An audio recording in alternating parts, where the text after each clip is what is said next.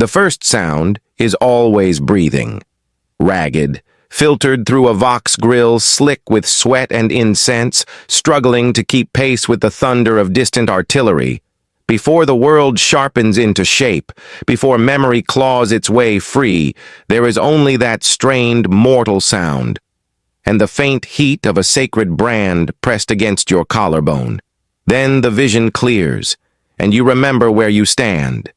You are a sister of battle of the Adepta Sororitas, forged not from comfort or affection, but from loss, doctrine, and the unyielding fire of the God Emperor's will. Around you, the chapel chamber flickers with candlelight, each flame a trembling prayer that you will not be the one to falter when the order is given.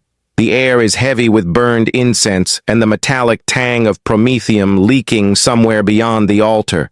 The galaxy beyond these consecrated walls is an ocean of endless night, and you are a single spark sworn to defy it. You close your eyes and whisper a litany to steady your hands. Somewhere deep within the fortress convent, a bell tolls, so old and immense that the stone trembles underfoot. There is no comfort in its resonance, only the reminder that faith is the one armor you can never let crack, for only a crack is needed for the horrors of the galaxy to pour in. In this life, you do not merely witness war, you embody it. You are shaped by its heat and sharpened by its cruelty. You stand ready to be the shield that breaks or the flame that consumes. And still, in the quiet between each breath, you wonder whether the Emperor hears you, whether the fragments of your childhood buried beneath years of training and penitence would recognize the warrior you have become. Before we descend deeper into this harrowing path, offer your own moment of devotion. Lend your strength to this chronicle by liking, sharing, and subscribing. Doing so brings more souls into the fold, more witnesses to the stories of those who burn with unbroken faith in a galaxy without mercy. The first memory that truly belongs to her, stripped of the haze of childhood and the soft, indistinct shapes of a life erased by tragedy, is the sting of cold stone beneath her knees as she knelt inside the Schola Progenium chapel. The air, thick with incense, so heavy it clung to her lungs like a second skin, forcing every breath to feel earned rather than given. The candles around her guttered in the draught that seeped through the ancient stained glass windows, their trembling flames casting fractured shards of crimson and gold across the rows of children reciting litanies with uneven voices. She remembered how her own voice shook, not from lack of faith, but from the weight of a future she had not yet understood, a future whispered about by the stern instructors whose eyes missed nothing. Days in the Schola dissolved into a blur of drills and catechisms, of knees bruised raw from constant prayer, of meals taken quietly under the watchful statues of saints whose blank marble eyes seemed to judge every hesitant bite. Yet even then, she sensed that her path diverged from the others. The instructors spoke to her differently, their tone sharper, studying the hardening resolve in her gaze as if they were testing the edge of a blade still being forged. And when the Adepta Sororitas came, towering in their armor, their presence both terrifying and beautiful, she understood instinctively that her life would be consumed by their shadow. The moment she was chosen remains etched into her memory like a scar. One sister placed a gauntleted hand upon her shoulder, its ceramite plates warm from the chapel candles, and whispered a praise so faint she thought she'd imagined it. But the pressure of that hand stayed with her long after the sister withdrew, a silent command to rise and follow. From then on, her world tightened into a crucible of devotion. Training began before dawn, the sky still a bruise of purple above the convent yard as she ran drills beneath the watchful eyes of the canoness and her attendants. Her muscles ached constantly, her lungs burned, but each prayer whispered between gasps carried her further. She learned to disassemble a bolter blindfolded, to chant the canticles of faith until her voice cracked, to strike with a blade not from anger, but from purpose. And through it all, the veterans, sisters who had walked through battlefields where hope had died centuries before, watched her with a scrutiny that was never cruel but never gentle. There were moments when the strain threatened to break her. Nights when she lay on her narrow cot, staring at the ceiling's flickering lumen strips, wondering if the Emperor could truly hear her doubts. But dawn always dragged her back to her feet, and each broken morning shaped her into something sharper, something capable of bearing the weight of the vows she had yet to swear. As years bled into one another, she grew accustomed to the rhythm of the convent. The solemn hymns echoing from the cloister, the metallic scent of oil from the armory drifting through open doorways, the distant thunder of artillery drills from the planet's defense forces.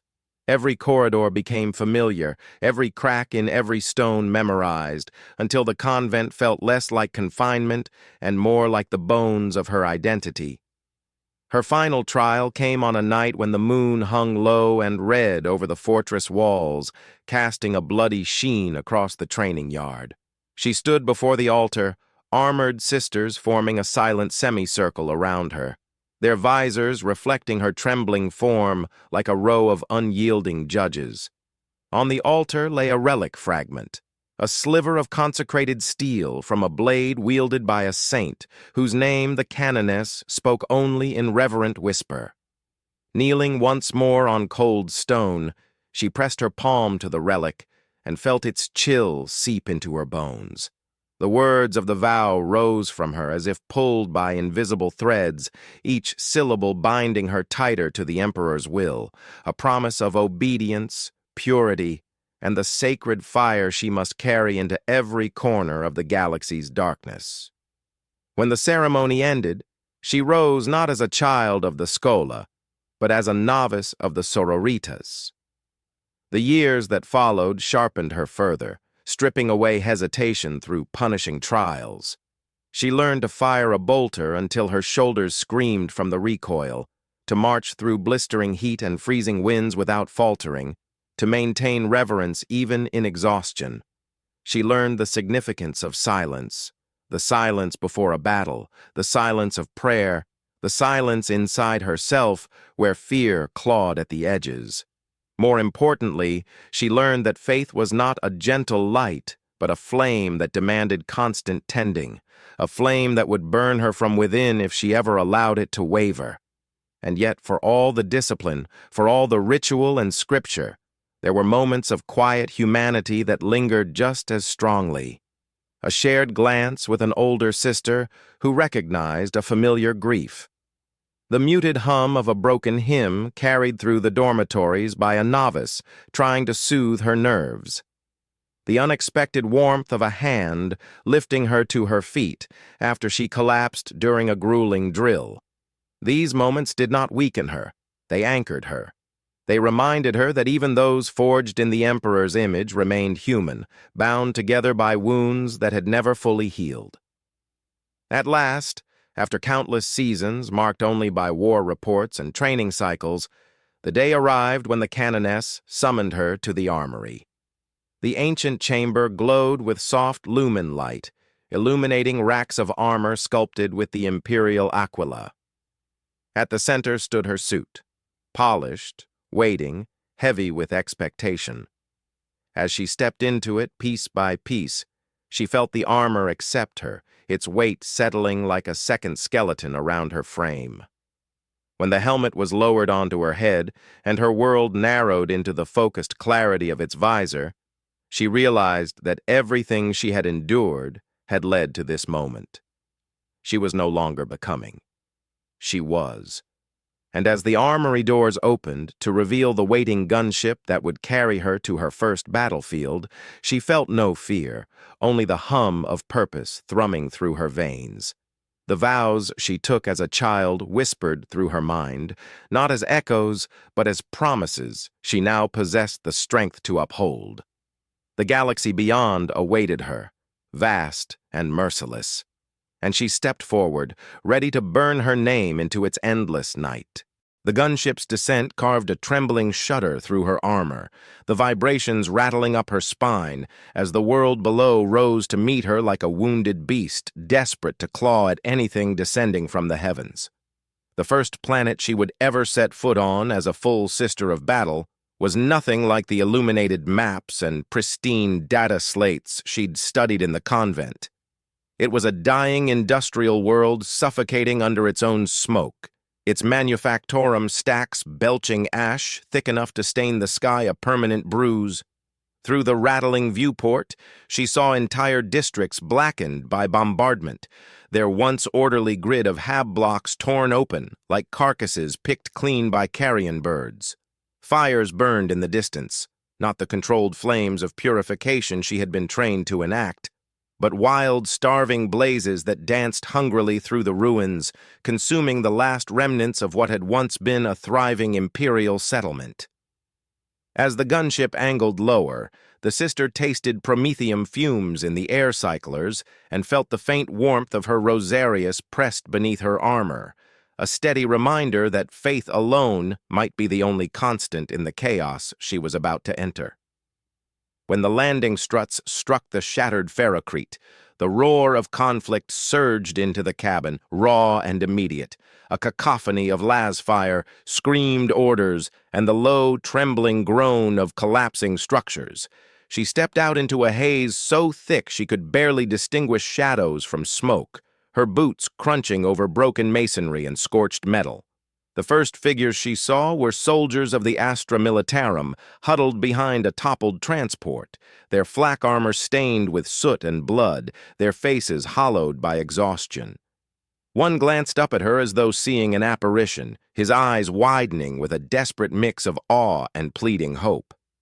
She had been taught that the presence of the sororitas could ignite courage in the hearts of loyal men and women, but the weight of that expectation pressed on her now more heavily than her armor.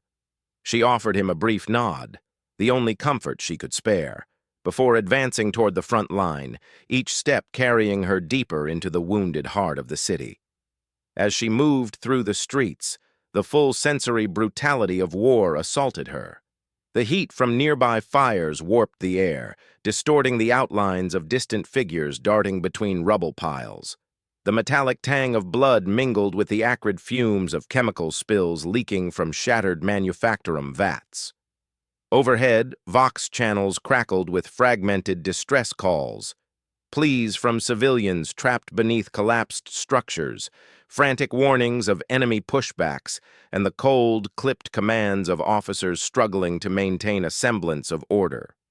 She felt the weight of her training settle into her bones, steadying her breath, sharpening her focus.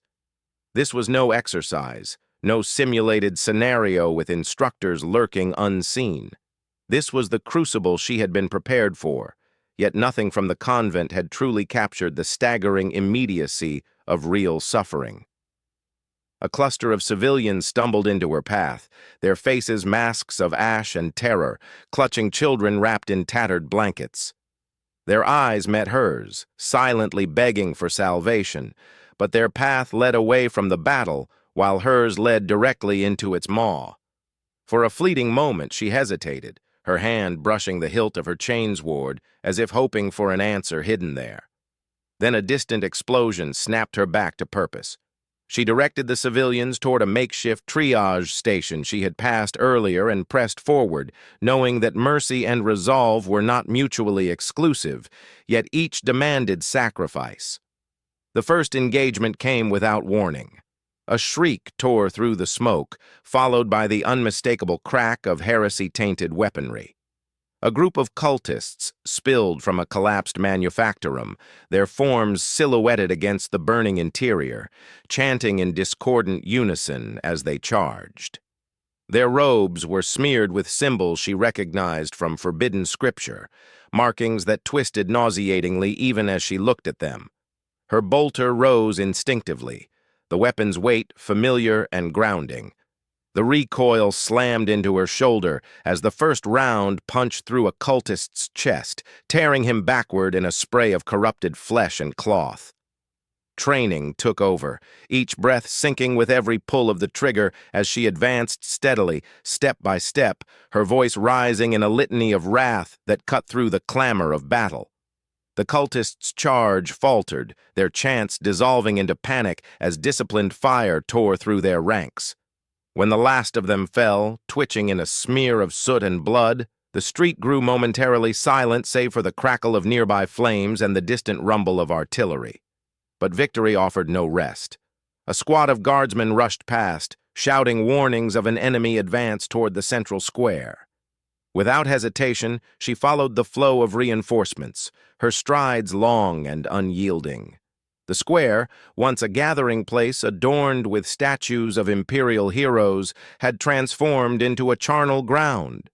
Craters pocked the flagstones, and the statues lay in shattered pieces, their stone faces eroded by fire and shrapnel. The enemy pressed hard here, a tide of cultists backed by abominations half-formed from warp corruption, their limbs twisted into unnatural shapes that made her stomach tighten. The guardsmen held a thin firing line behind overturned stalls and improvised barricades, but their numbers were dwindling.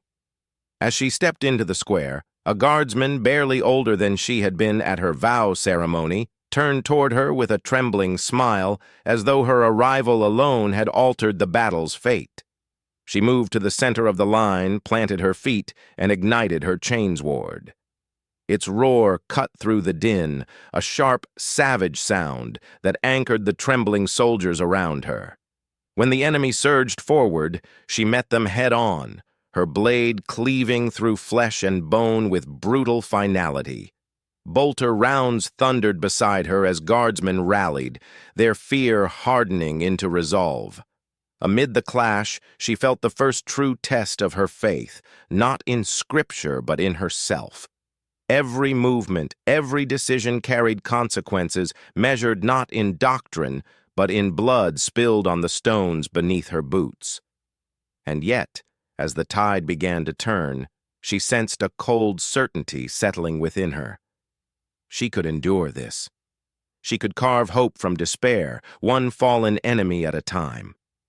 The square fell quiet again, but the silence this time felt heavier, as though the city itself was holding its breath.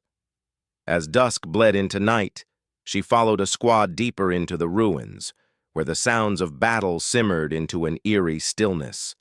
The fires cast long shadows across crumbling walls, and the air grew colder, the smoke thinning into a fine haze that clung to her visor. Every corner seemed to whisper secrets, every distant clatter suggested unseen movement. Though she had survived her first engagement, the weight of the day pressed on her shoulders. She wondered how many more trials this war-torn world would demand. Still, she advanced with unwavering steps, drawn forward by duty, resolve, and the faint glimmer of purpose that flickered through her chest like a candle resisting the wind. The city had not yet revealed its darkest truths, and she could feel them waiting, patient, hungry, watching. This was only the beginning of her descent into the fire unyielding, and somewhere beyond the ruins, the true battle waited for her with outstretched claws. The deeper she pushed into the wounded city, the more its silence pressed against her like a living thing, a suffocating presence that clung to her armor and seeped into the seams between each breath she drew through her vox grill, as though the very air resisted being disturbed by mortal lungs. The guardsmen accompanying her moved with a tension that bordered on reverence, their earlier desperation replaced by a brittle stillness, for this district was not merely damaged. It was abandoned, shunned even by those too desperate to flee the front line. A shattered cathedral loomed ahead, its once proud spires snapped like broken fingers clawing at the smoke-stained sky. Faded murals of saints glared from cracked walls, their eyes gouged out by desperate hands or else melted by warp-tainted fire. The moment she stepped inside, the temperature dropped sharply, and her breath fogged the edge of her visor. The scent of incense lingered faintly, mixing with the iron tang of dried blood pooled in uneven puddles along the floor. as though a congregation had knelt here and never risen again.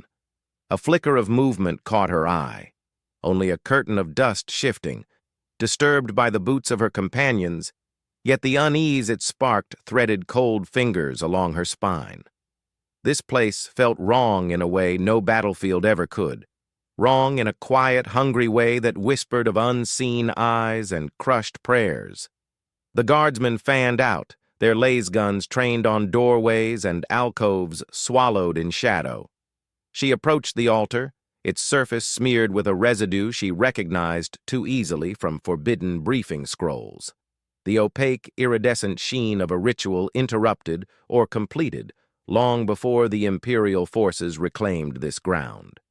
Her gauntleted fingers hovered above the stains, not touching, but tracing the patterns etched into the stone. Spirals that twisted in upon themselves, symbols scrawled in manic haste by hands guided by terror or devotion to something far darker. These were not the crude markings of common heretics. They were deliberate, layered, purposeful. She felt a faint vibration through the altar, as if some psychic residue still clung to the stone, a low-frequency hum that resonated against her rosarius like distant thunder. One guardsman approached, his voice barely above a whisper as he reported finding a passage beneath the cathedral, sealed by a rusted gate, its lock shattered recently. His hands trembled. She nodded once and ordered the squad to regroup, her own pulse steady but heavy with expectation. Descending into darkness was a familiar task for the sororitas, but rarely one undertaken without the full strength of her order beside her. Still, she did not hesitate. The Emperor's light did not falter, and nor would she. The staircase into the catacombs spiraled downward, the walls slick with condensation and smeared with grime. Their footfalls echoed unnaturally, each step's sound swallowed rather than carried, as though the dark itself consumed the noise before it could rise. The lantern strips mounted to her armor flickered in protest as the air grew thicker, tinged with a faint metallic bitterness that coated her tongue. Below, the passages diverged into a web of narrow corridors, each branching path filled with the cold breath of stagnant air. Strange carvings marred the stone, as if someone had dragged a blade or claw along the walls repeatedly in frenzied looping strokes. She touched one of the grooves lightly. It was deep, deeper than any mortal weapon could carve into densified catacomb stone. Her jaw tightened. Something had been here. Something that did not belong. As they advanced, the guardsmen grew increasingly unsettled, their formation ragged at the edges as they cast nervous glances into the dark. She could not blame them. Even her own heartbeats sounded too loud, amplified inside her helm like the ticking of a clock measuring the distance between revelation and disaster. Then they found the first body. A robed figure lay sprawled across the floor, limbs contorted as though twisted by invisible force, the face frozen in a rictus of agony. His chest bore a brand, a symbol half consumed by corrupted flesh, pulsing faintly with residual warp energy that made her skin crawl. A cultist, but unlike those she had faced earlier. This one had been a vessel, a conduit perhaps, torn apart when whatever force he served no longer needed him. She murmured a prayer of release under her breath. The Emperor's judgment had reached him before she could.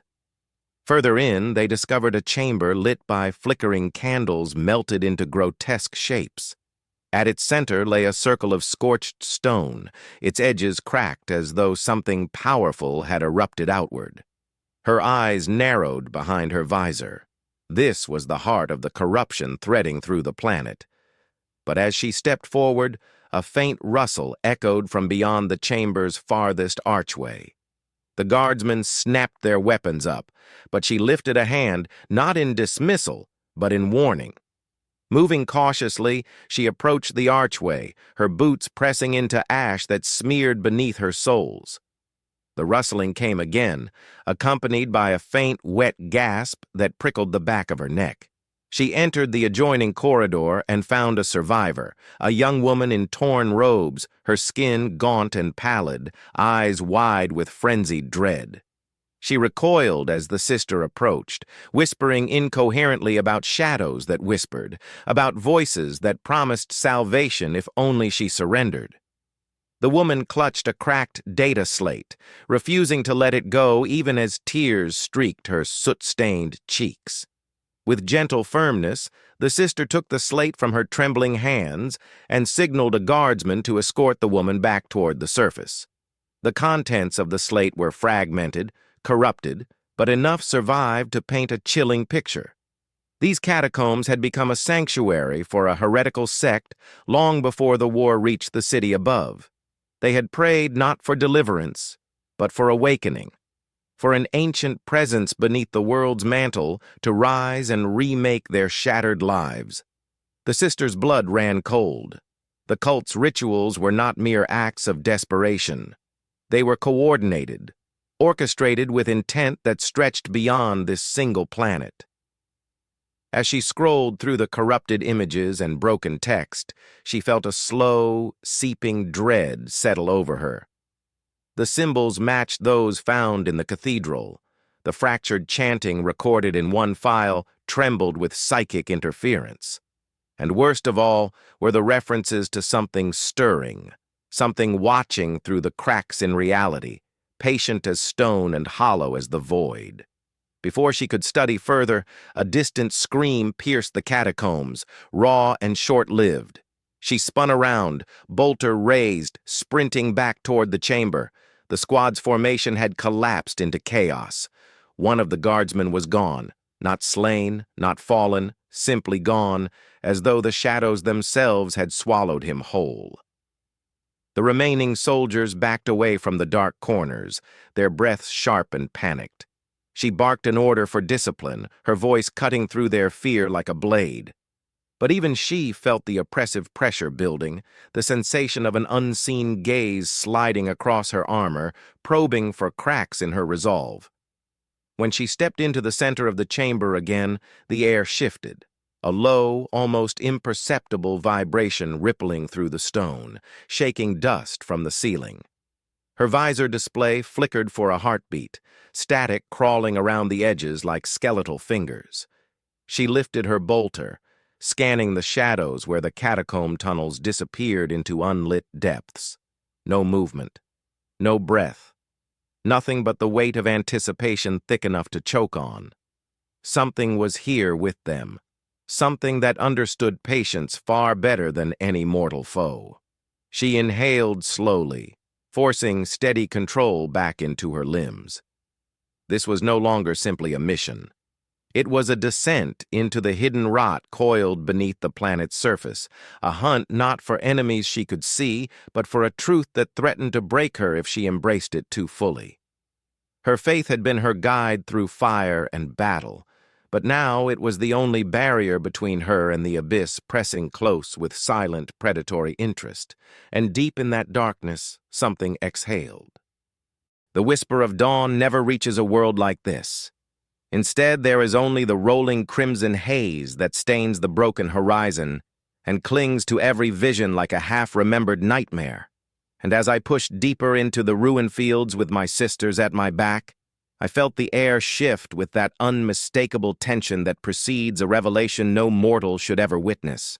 A sensation like unseen fingers brushing your helm, reminding you that faith is not merely a shield, but something serrated and demanding, something that takes as much as it gives.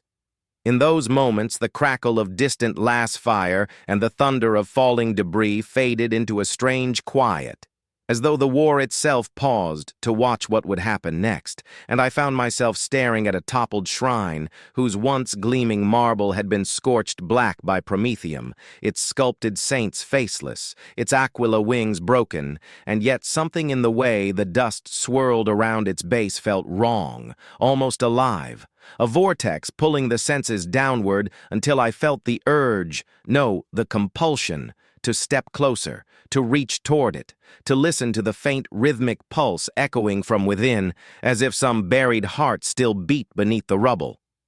And though every rational instinct urged caution, something older and deeper whispered that faith often reveals itself only when all other lights fail.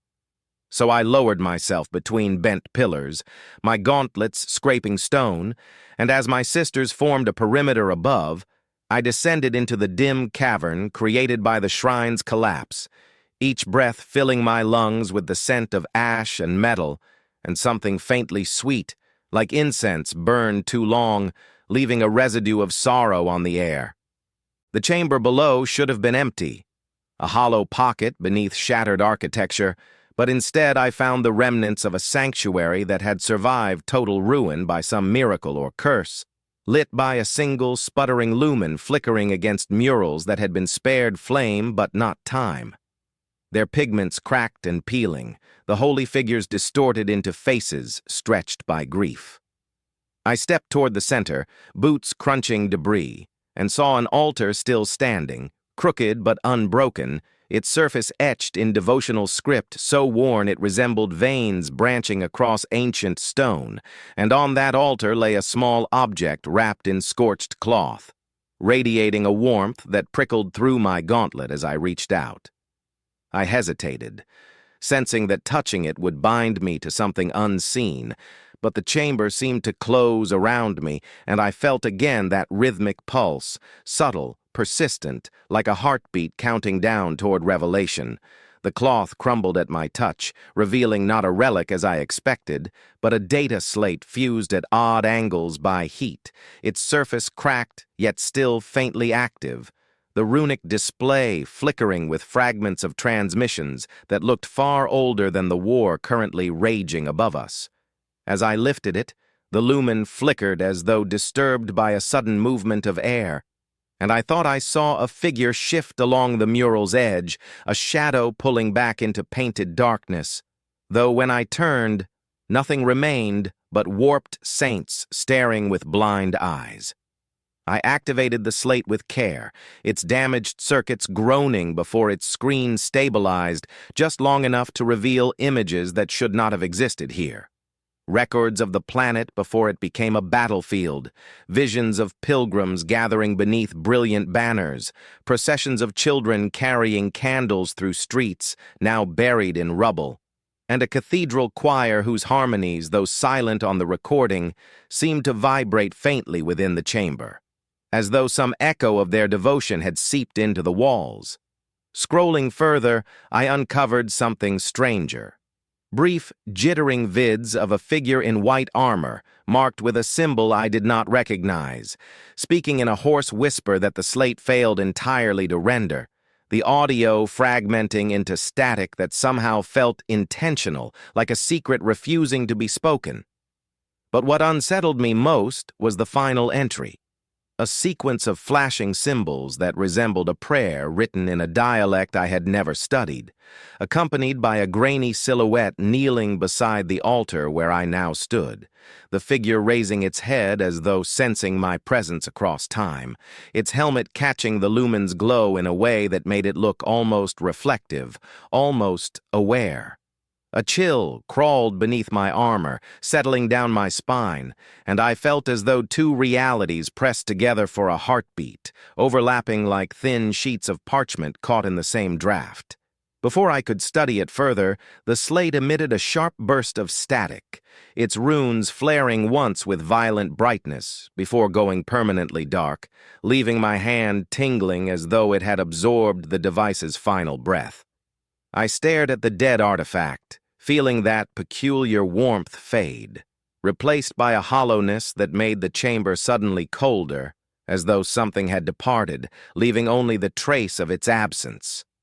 When I climbed back toward the surface, the light above seemed harsher, the war louder, my sisters' silhouettes stark against the red horizon, and as I emerged, they turned toward me with subtle tension, sensing in my posture that I had seen something unusual, something I could not yet name. I briefed them only enough to avoid the distraction of speculation, for I knew the full truth of what I felt in that chamber would be viewed not as tactical intel, but as an omen, something that shapes morale in ways more dangerous than any enemy ambush. Yet even as we moved forward through the dust storms, resuming our march toward the next conflict point, I could not shake the feeling that the figure on the slate had been looking not at the altar, not at the room, but directly at me, as though awaiting a moment that had only now arrived.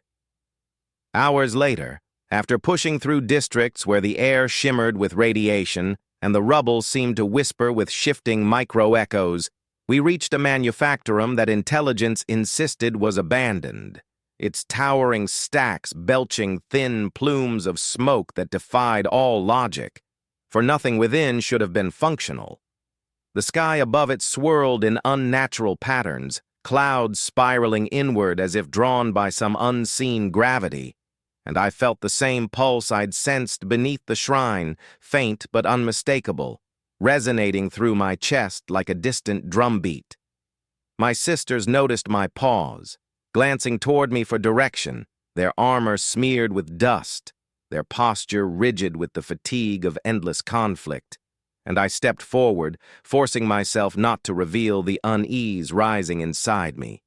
The manufactorum gates were half ajar, their metal warped, and as we passed through, a wave of heat rolled across us, carrying the scent of molten metal and something far older, something buried beneath the chemical fumes, a scent that reminded me of ancient incense used only in high sanctuaries, the kind that clings to memory more than air. Inside, machines that should have been silent were running, their gears grinding in slow, uneven patterns, as though driven by a power source on the brink of collapse, and the floor trembled with each mechanical breath. The interior lights flickered erratically, forming strobes that illuminated fragments of movement along the catwalks, shapes that vanished before the next flicker, leaving me unsure whether they were servitors malfunctioning in the shadows or something far less explicable. The pulse grew stronger, matching my heartbeat, blurring with it until I could no longer tell which rhythm belonged to me. Then the Vox grill on my helm crackled with static, resolving into a faint murmur, a voice too distorted to identify, repeating a single phrase that I could not fully comprehend, though something in its cadence mirrored the silent prayer displayed on the slate before it died. My sisters stiffened as they heard it too, exchanging uneasy glances, and for a moment the manufactorum felt like an immense, slumbering creature, each machine a rib, each vibration a breath, and we were trespassing in its dreaming lungs. The pulse reached its peak when we entered the central forge hall, a vast chamber lit by molten vats whose glow painted everything in shifting shades of red and gold, and there, suspended above the primary forge, was a structure that should not have been there. A lattice of metal and scorched bone arranged in a pattern resembling a fragmented sigil, as though someone or something had attempted to reconstruct a forgotten symbol from memory alone. Beneath it, lying on a platform sealed by locking clamps, was a body clad in white armor scorched by war. The same armor I had seen in the slate's recordings, its surface carved with script that seemed to shift beneath the forge's glow, like words rewritten by flame. I stepped forward, before I realized I had moved, drawn toward the figure by an impulse that felt neither entirely my own nor wholly foreign, and as I approached the platform, the forge's roaring heat diminished, as though giving space for something fragile to unfold. The body was motionless, hands resting on its chest, helmet turned slightly as though in the midst of a final prayer. Yet even through the armor's damage, I sensed an energy still clinging to it, faint but present, like embers buried beneath ash. I reached out, gauntlet trembling despite myself, and the moment my fingers brushed the armor's surface, the pulse that had followed me since the shrine surged in a single immense wave, flooding my senses with light and sound, a storm of images too fast to decipher. Marching pilgrims, flaming altars, shattered worlds, and that same kneeling figure raising its head toward me, as if calling across a chasm made not of time, but of purpose. When the surge ended, I staggered back, gasping, my vision swimming, and my sisters rushed to steady me, their voices distant beneath the lingering echo in my mind. I looked at the armored body again, half expecting it to rise, to speak, to complete the message that had nearly consumed me, but it remained still, leaving only the certainty that nothing in this manufactorum was accidental, and that whatever force had drawn me here was far from finished. The silence that settled over the forge hall after the pulse subsided felt heavier than any roar of battle, a suffocating stillness that pressed against my senses, as though the entire manufactorum were holding its breath, waiting for a verdict neither mortal nor divine had yet spoken. And as I stared at the figure in white armor lying beneath the fractured sigil, I felt an ache behind my eyes, the lingering echo of that overwhelming surge that had torn through my thoughts and rearranged something deep within me, something subtle yet irrevocable. My sisters watched me with a mixture of concern and restrained fear, for they had seen enough impossible things on battlefields to recognize when reality itself shifts around someone, and though none of them voiced it aloud, I sensed their silent worry that what touched me might not release me, might claim me as thoroughly as any wound caused by blade or fire. Yet I steadied myself and stepped forward again, driven by a conviction I could neither trace nor resist, a conviction that the figure before me was not simply a relic of this war, but part of something intertwined with my path long before I ever set foot on this world. The manufactorum lights flickered as I approached, dimming in a slow, rhythmic pattern that resembled breath more than machinery, and the shadows cast by the molten vats stretched across the floor like reaching hands, converging toward the platform where the body lay as though pulled by unseen gravity. I could feel the pulse again, softer now but more focused, like a whisper pressed directly to the inside of my skull, urging me closer. And for a moment I had the terrifying impression that if I spoke aloud, the figure might answer, not with words but with a resonance that would bypass language entirely and carve meaning straight into bone. My gauntlet hovered above the armor once more, hesitating as the memory of the previous surge pulsed through my nerves, but the moment stretched into something fragile, as though the very air trembled on the edge of unraveling if I broke the spell. And so when I finally lowered my hand to the figure's chest plate, I did so with the same controlled reverence I would offer relics in the great sanctuaries of Terra itself. This time there was no blinding storm of images, no violent merging of heartbeat and pulse, but a slow release of warmth through the armor, a warmth that felt less like energy and more like an exhale, as though the figure were relinquishing its last fragment of purpose into my hands. The sigil above us creaked softly, metal straining as if responding to a shift in the forge's temperature, though the vats had not changed, and the hushed rumble of the machinery deepened, resolving into a low harmonic vibration that resonated with the warmth spreading across my palm. My sisters murmured prayers under their breath, their voices trembling as the atmosphere around us thickened, and I felt a sensation like gravity pulling inward from all directions, guiding my attention to the faint script etched along the armor's breastplate. Script that had seemed chaotic before, but now arranged itself into patterns that hinted at structure, meaning something on the edge of comprehension, yet veiled enough to elude certainty. It was not low Gothic, nor high, nor any dialect used by the Order's militant, and though some of its curves resembled the flowing patterns of pre-imperial iconography I had seen only in forbidden ruins catalogued by the Ordo, they shifted too fluidly to be fixed, as though alive with interpretations that chose their reader. The sense that this place was watching us returned, stronger than before. Not in a predatory way, but in a manner reminiscent of an ancient machine spirit roused from centuries of dormancy, evaluating, measuring, weighing the balance between intrusion and necessity.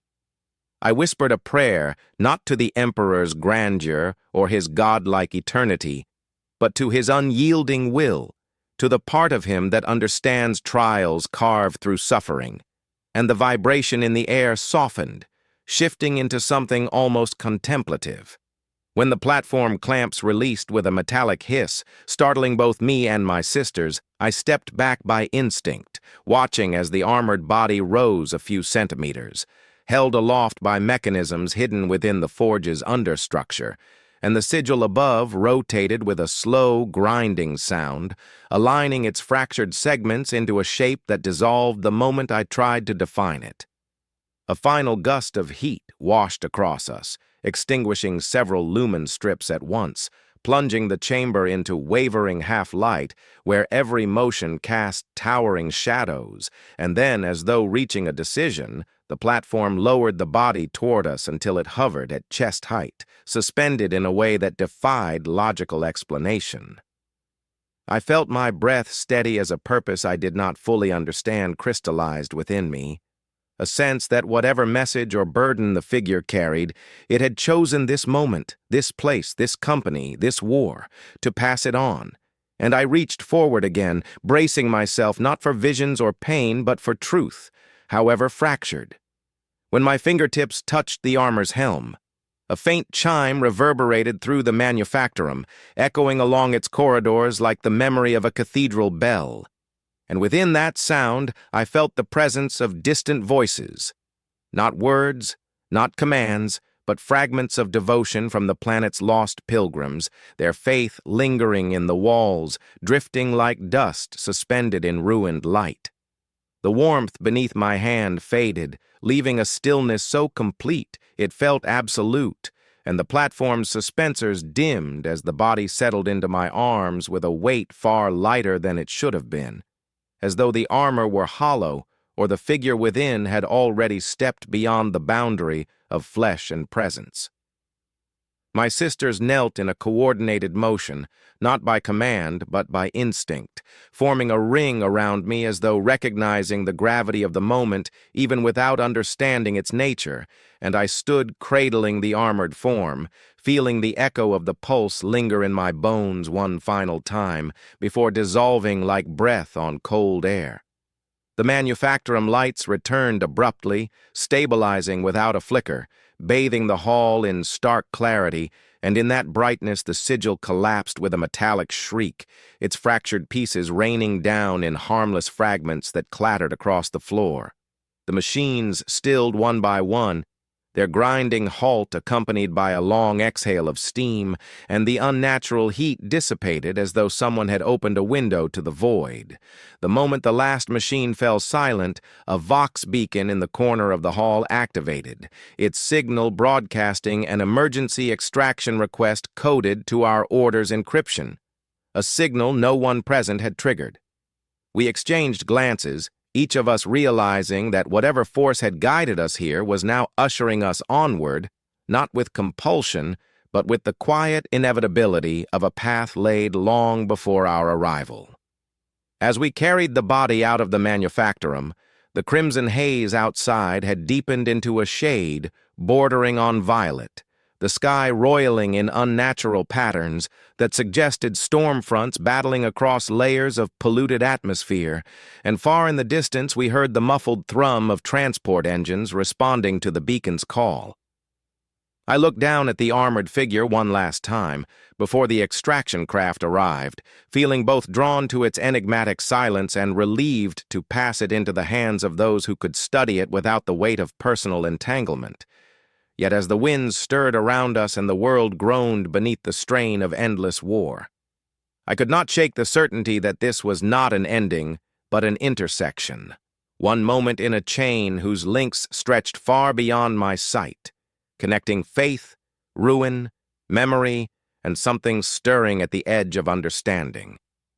And though I did not voice it aloud, I felt a quiet vow take root within me, a resolve to follow whatever thread this encounter had woven into my fate. For in the Emperor's service there are moments that define not victory or loss, but identity. And as the extraction craft descended toward us in a storm of dust, I knew this would be one of mine, shaping the battles to come long after the ashes of this world had cooled.